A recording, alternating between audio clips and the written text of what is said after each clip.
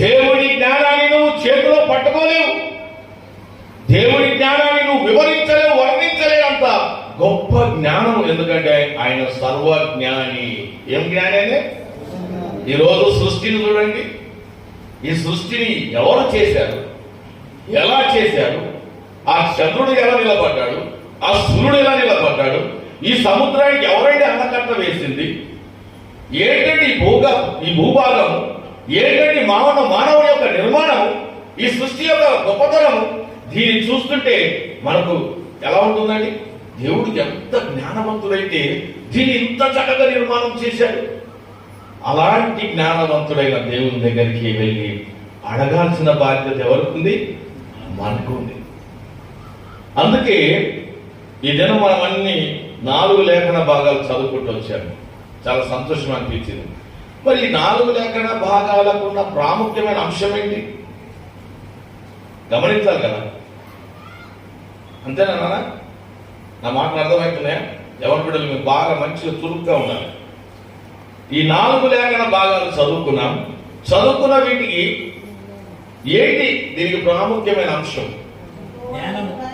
ఒక్క నిమిషం అమ్మ, మీరు నన్ను అందించండి. మీరు పెద్దవారు. ఈరోజు యూత్కి కొంత అవకాశం ఇస్తారు. If you don't mind. నాన్న, పుస్తకాలు ఏం చూడకండి, పక్కన నక్కల చీటీలు పట్టకండి, క్యాలెండర్ ఉంటే దగ్గర నుంచి తప్ప చూడకండి. ఈ రోజు అంశం చెప్తాను ఒకసారి. ఎట్లా చెప్తారంటే అంటే రైట్ ఇస్ ద రైట్, గుంపుల గోవింద్ అంటారు ప్రభు. చెప్పండి. యెహోవా యందు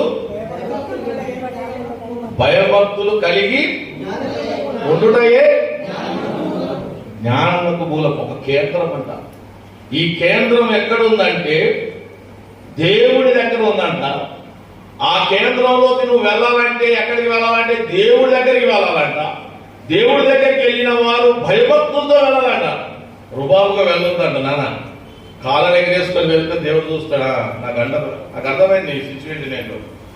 దీనత్వం కలిగి, సాత్వికంగా, ఒక నమ్మకం కలిగి, ఒక విశ్వాసంతో ఎవరైతే దేవుడి దగ్గరికి వెళ్ళి తగ్గించుకొని, దేవా నా జీవితంలో ఇది తక్కువగా ఉంది, ఇది కొరతగా ఉంది, నాకు నువ్వు ఇవ్వగలిగితే నేను నీ కోర తప్ప ఈ లోకంలో నేను జయించలేను, నాకు ఈ లోకంలో ఉన్న జ్ఞానం వద్దు, నీ జ్ఞానమే నాకు కావాలని మనం అడగగలిగితే, ఆ అడగడానికి నువ్వు సిద్ధపడి దేవుని దగ్గరికి వెళ్ళి అడగగలిగితే దేవుడు నీకు ఇవ్వడానికి ఆయన సంసిద్ధత కలిగి ఉన్నాడు. చెప్పండి కూడా.